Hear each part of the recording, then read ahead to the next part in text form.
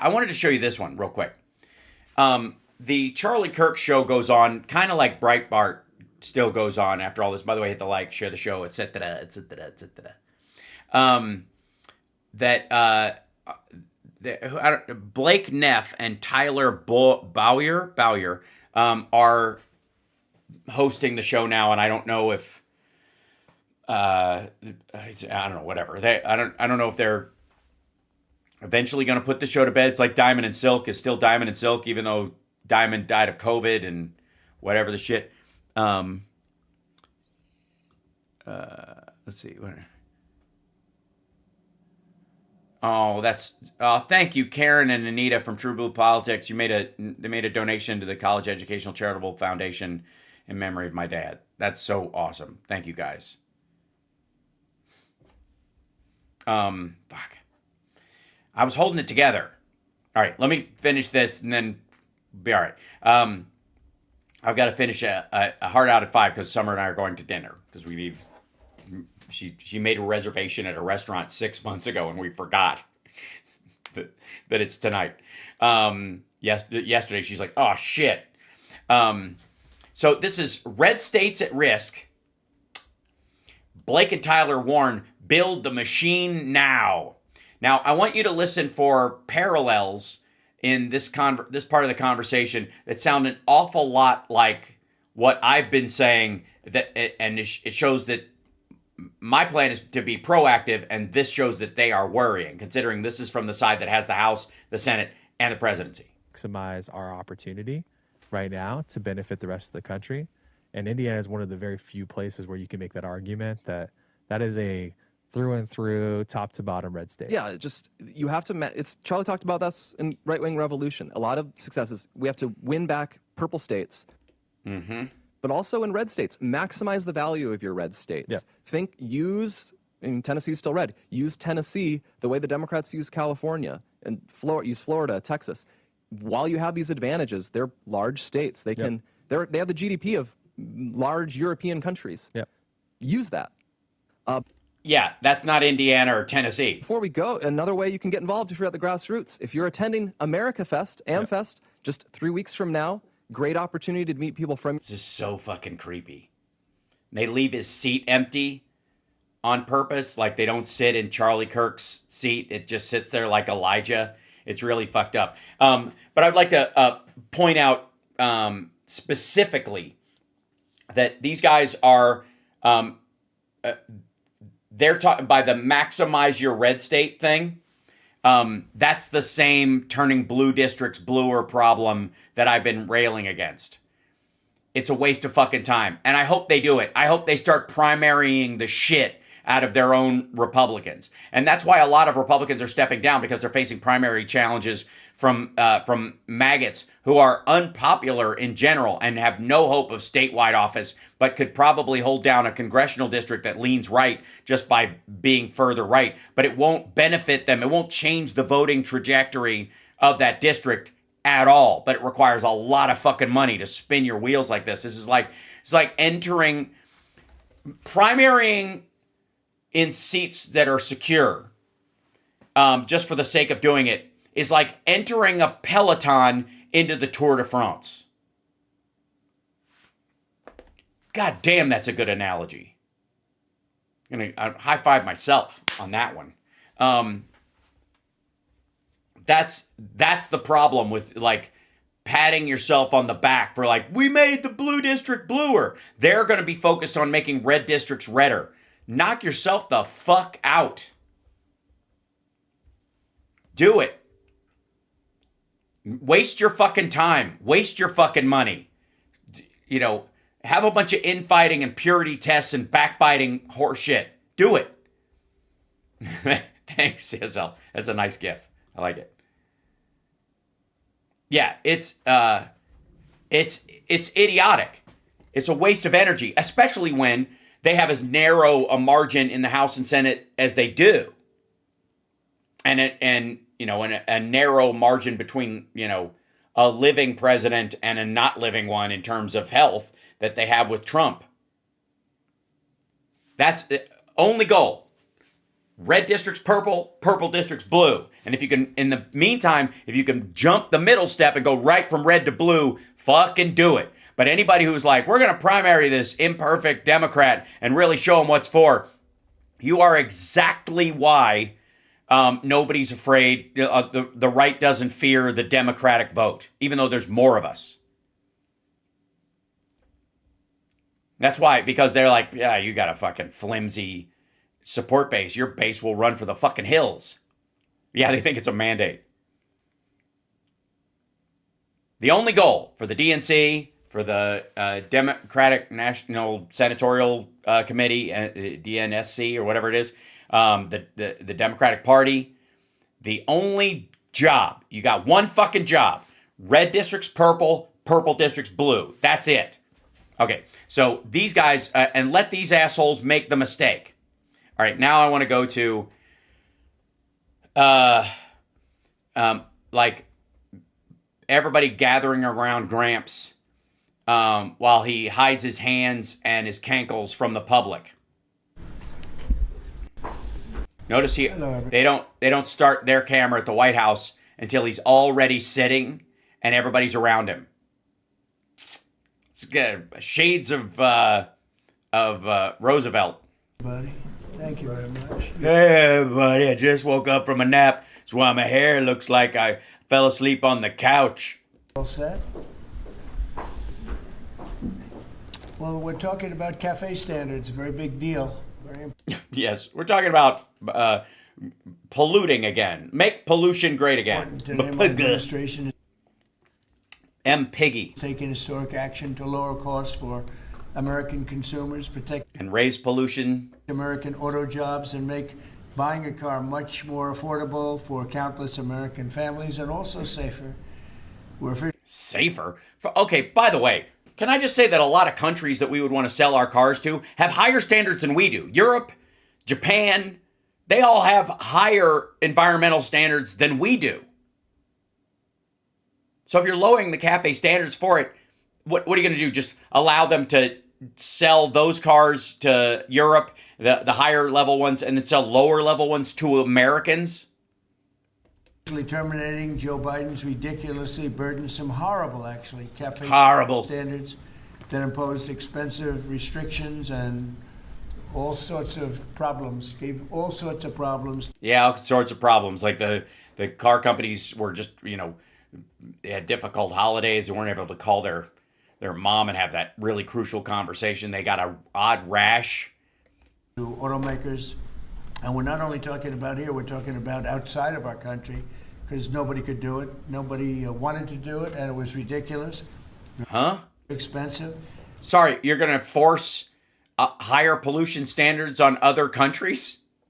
It put tremendous upward pressure on car prices, combined with the insane electric vehicle Yeah, quality will do that. mandate. Biden's burdensome regulations helped cause the price of cars to soar more than It's just he's just reading from Project 2025. 25%. And in one case, You mean Project 2025%. they went up 18% in 1 year. Today, we're taking one more step to kill the Green New scam. It's part of the greatest scam, probably, well, other than Russia, and a few others I could name. The greatest scam in American history, the Green New scam. And it's a quest to end the gasoline-powered car. This is what they want. Yeah, it's just commie plot to end gas-powered cars because they want a world like Rush warned us about in Red Barchetta. My uncle has a country place that no one knows about. To do, even though we have more gasoline than any other country by far. We have oil reserves, I think. Maybe we use more gasoline than most countries. And people want the gasoline car. They want everything. They want electric. They want to have lots of alternatives. But That's right. I want a solar-powered car. But, so I could drive up and down the coast driving the whales insane. And I want license plate that says BRDKLR. 1. they do want the gasoline car. Right now, it's leading away by a lot. It's leading away by a lot? Okay, good to know. It's in a big hurry, is it? I mean, electric cars do have quicker pickup. The car business is a very interesting business, but we It is. Tell us all about it. want to keep it that way. I want to thank Transportation Secretary Sean Duffy, Deputy Transportation Secretary Stephen Bradbury, as well as CEO of Ford, Jim Farley. Jim, where is Jim? Let's see. Hi, Jim. Congratulations. You're doing a great job. Congratulations, Jim. I just saved you a few $1 billion. You should be go right back to your office and send some crypto into my son's account. CEO of Stellantis, Antonio Stellantis. Filosa. Thank you very much, Antonio. Chairman of the National Automobile Dealers Association, Tom Castrida. Yes, sir. Thank you very much, Tom. Great to have Here. you. And manager, Bueller. Look, that guy is very excited to be there. General Motors. Yes, sir. Yes, sir. I'm wearing my Trump tie, sir. Yes. Yes. Do you need somebody to rub your cankles, sir? I could. Maybe I could give you a hickey on the other side of your other hand, so the bruise doesn't stand out. I'll suck your hand, sir. That's what I'm here to do. Orient Plant, John Urbanik. Yes, sir. Thank you, sir. Great to have you guys here. And you're going to say a few words in a minute about how ridiculous this was, but we've just freed you up. So you're going to have a good day. You're going to have a good number of years. Thanks as well to Senator Shelley Moore Capito, Ted Cruz, Kevin Kramer, Marsha Blackburn, Eric Schmidt, and Bernie Marino, as well as Representatives Sam Graves, Vern Buchanan, Mike Kelly, Roger Williams, Lisa McClain, and Troy Balderson. All great people. These are great people. They're great people. They're on my list of great people. It says great people right at the top. I know there's a lot of support long Hiding that right hand entirely. beyond the people that are here. We had tremendous Not even support. putting it on the fucking desk much. Keep an eye out. Let me know if he actually does it. From day one, I've been taking action to make buying a like if car he's- more affordable. I signed an executive order to end the unfair, expensive electric vehicle mandate. As you know, we had to have an electric car within a very short period of time. Yeah, but I think you couldn't sell them by 2030 with a pad for like the next 5 years. Even though there was no way of charging them and lots of other things. It would have cost $5 trillion to build the charging plants. Nope. And as you know, in certain parts of the Midwest, they spent, to build 9 chargers, they spent $8 billion. So that wasn't working out. No. There's a fucking gas station in like, is it Prim? Like on the border of Nevada and Las Vegas, right before you get there, like at this, there's like a row of superchargers. Obviously, he's talking about like the research to see if they could withstand different types of weather. They did it in the Midwest because it rains, because it snows. They get, like that sounds like a test lab number. Well, that was done before me, by the way. I wouldn't have let it Done any of the research, you would have just let them, we'll find out later that if they get rained on, they explode. go forward. We're canceling the EPA's absurd tailpipe emission standards, one of the most important things that I've never had a group of people come to me more. He says this a lot. Industry people coming to him and going, can you get rid of this thing for me, this regulation, which costs me a lot of money and I don't really give a fuck about, that might save lives, but it's a pain in the ass, and I have to pass the cost on to the customers, and they don't even, if we remove it under the table, nobody will know it's gone, and if somebody dies from it, we'll just pretend it didn't happen. He gets calls about, like, there's a bunch of groups that have called him Israeli Americans at one point. That's where he got the whole, like, Jews in America have more allegiance to Israel than they do the United States, that whole thing. Like, I never had a group of people call me more than these people. It's like, what, by the week, like when they're setting this kind of thing up and they know he's going to come out and sign this piece of paper, they'll have all the people from this industry call him and kiss his ass. Like, this is becoming a pattern. More powerfully and really just devastated that they had to do it. Yes, they were weeping. Strong man, tears in his eyes. Killing them. Then the automobile manufacturers, the tailpipe emission standards. And I can tell you, your people at Ford were coming to me all the time, and they were saying, like, please, it doesn't do anything, and it's killing us. Doesn't do anything. It just keeps, heavy metals and other toxins out of the air and, makes the air breathable. And we don't give a shit about that. I mean, I live uphill from a gated community. I've got an electric car. And it's driving the cost through the roof. And we revoked Biden's emissions waiver for California so that California communists could not regulate the automobile industry and ruin the entire nation of automobiles. And they were doing that too. But Yes, they were ruining the entire nation of automobiles. They were doing that. I mean, the great ruining the nation of automobiles act of 2021. we have that now under control also with your governor, who's got much more than he can control. Now, under the new rules being issued today by Secretary Duffy, the Department of Transportation will rescind. By the way, I got to say, some of his attacks at Gavin Newsom have lost a lot of steam. He does have a real problem, and this is a note to Democrats in the next election cycle. He really does have a hard time attacking white guys, especially good-looking white guys with power, no matter what. Even if if he sees them as an equal or almost an equal, it's hard for him.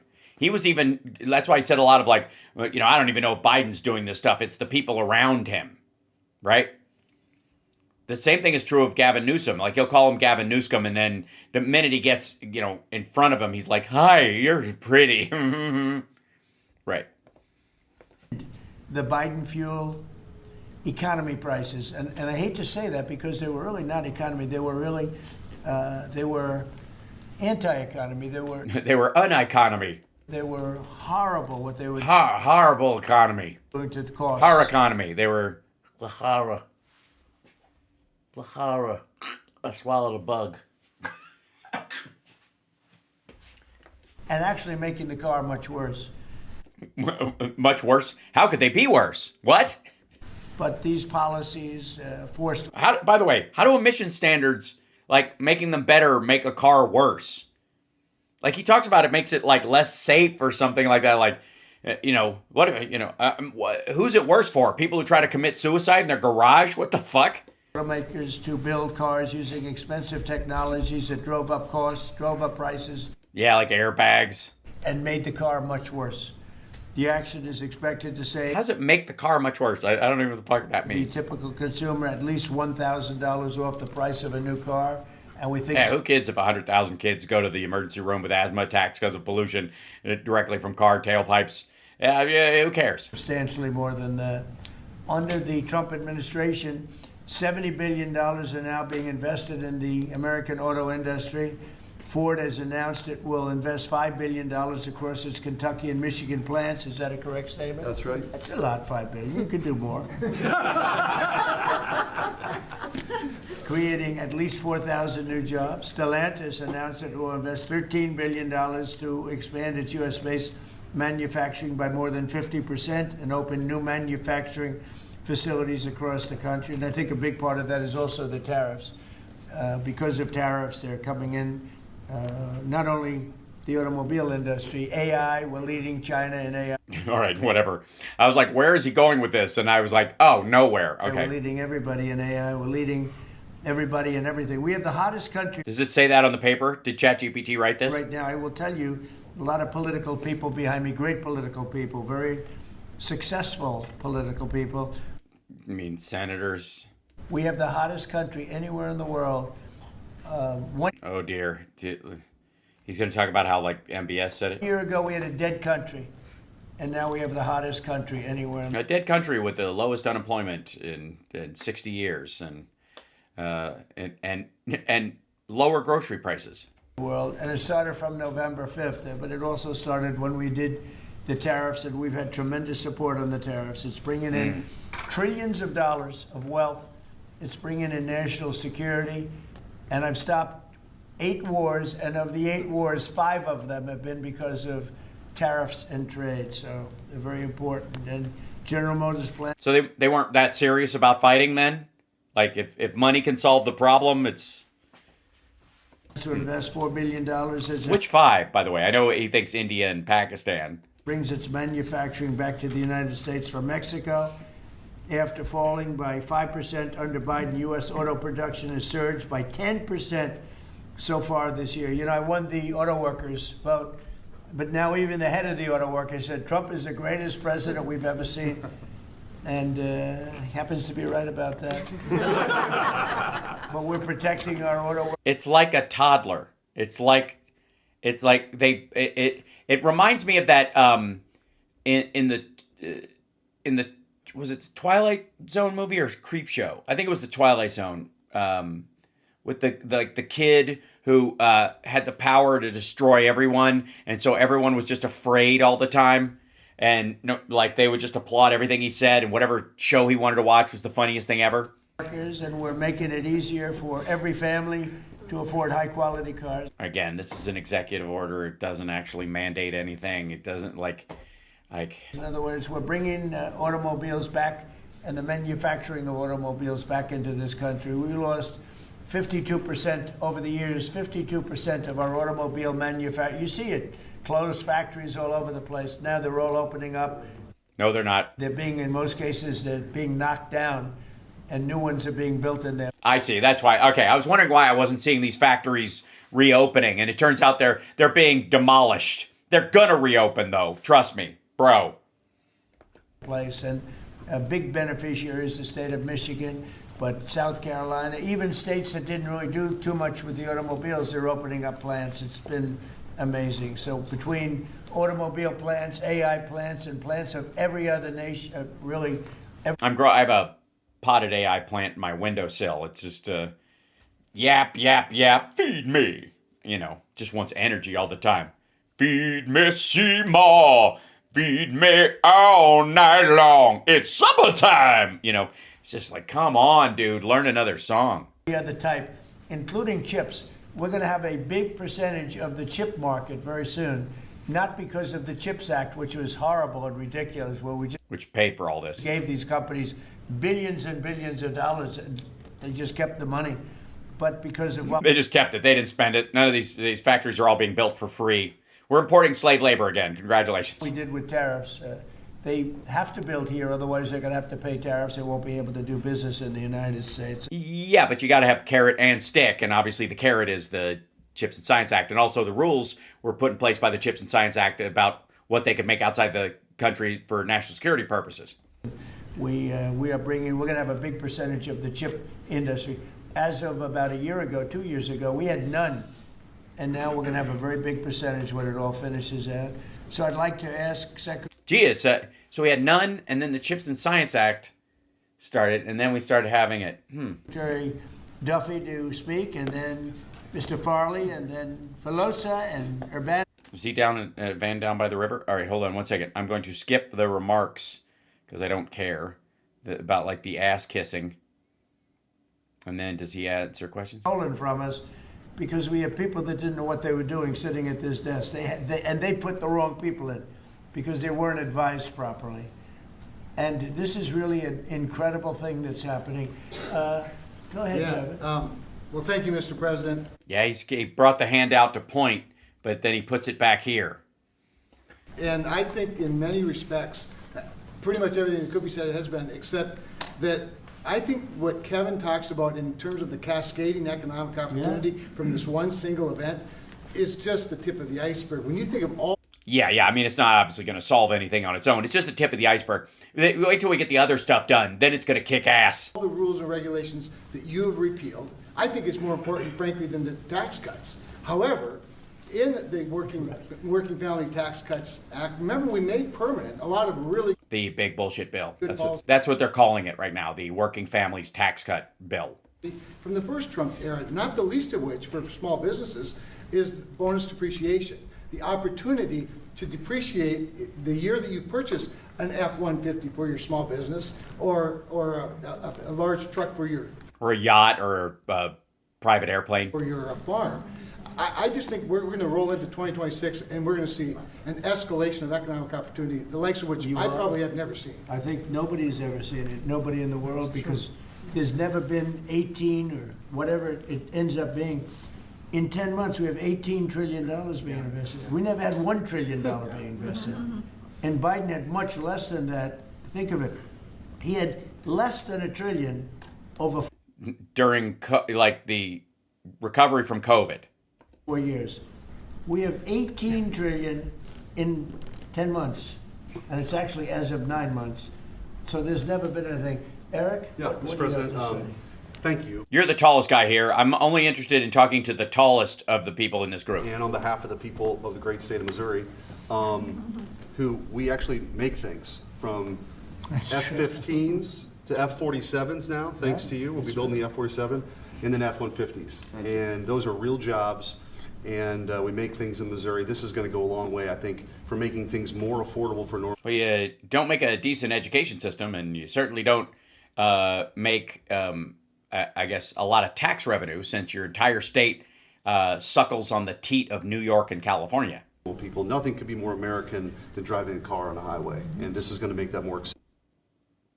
Nothing? Not serving in the armed forces, being an astronaut, dedicating yourself to discovering a cure to a disease, just driving on a highway. That's the most American thing you could do. All right.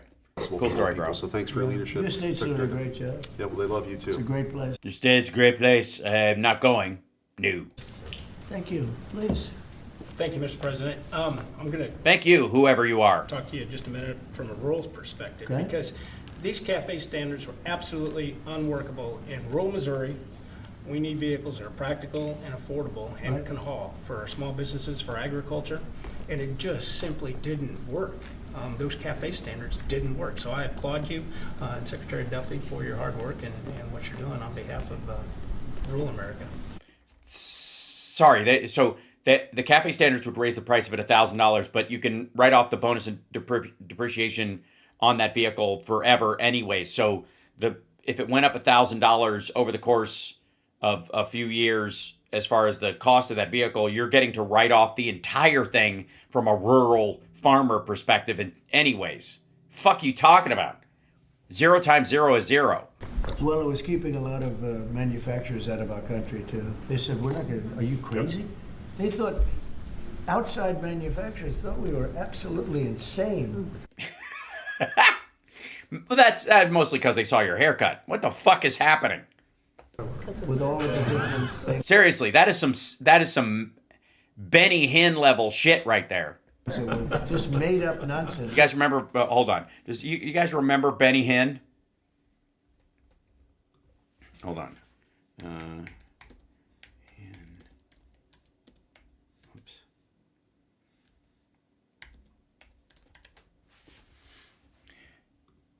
Yeah, one of the most. Yeah, here is a good. It's a good version of it.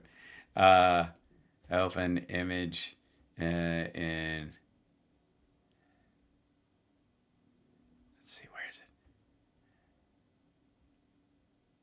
There we go. This is this Benny Hinn. That's a fucking straight up. That's peak Benny Hinn. But that level comb over that takes a lot of work. That's amazing. That looks like it was designed by the guy that did the Sydney Opera House. Yeah. So, all right, let me go back to this. All right, and I'm gonna I'll do a little bit more of this, but then I have to show you something because I only got a few minutes left. It's like made up. It was really made up by people that hate our country. I really believe. And love our citizens who don't want to live in smog. Anybody else have anything to say? I'd say about two quick things, Mr. Oh, go. President. Bernie, I didn't see you. Two quick things I think are really important. So the person who sat behind this desk before you gave $7,500 in subsidies to multi-millionaires who are leasing electric Rolls Royces, electric Porsches, electric Lamborghinis. We're getting $7,500 from the taxpayer. And these Democrats sit on this floor and say that Republicans are for millionaires and billionaires. Asshole, everybody got that same subsidy. It was for electric cars. And they wouldn't feel a dent in it. If that was a third of your car in terms of like a $30,000 electric car versus a $400,000 car, who gives a shit? Then just say we should give those electric car subsidies to people below a certain income threshold. Say that in front of a bunch of other fucking Republicans.